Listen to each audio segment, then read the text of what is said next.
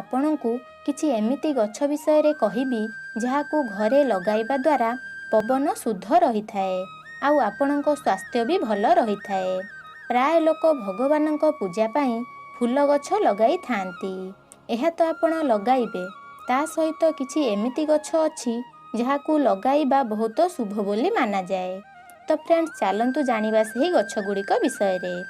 Number 1 भृसंग पत्र। प्राय लोकंक घरे भृसंग गछ लगा जाई थाए।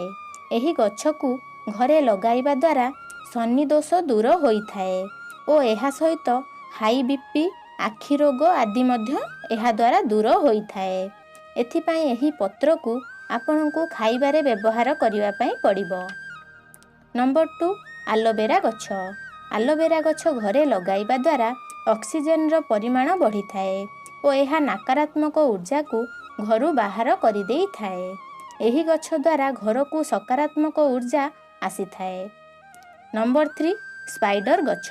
एही गछ कम खरारे भी पवन को शुद्ध करि थाए। एही गछ कार्बन मोनोक्साइड भली गैस को दूर करी घरर वातावरण को शुद्ध करि थाए। फ्रेंड्स एहा थिला किछि उपकारी गछ।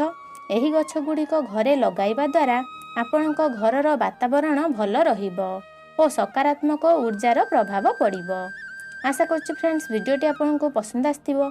पसंद आस्थिले लाइक और शेयर करंतु आउ मध्य आम चैनल को सब्सक्राइब करि नियंतु। धन्यवाद।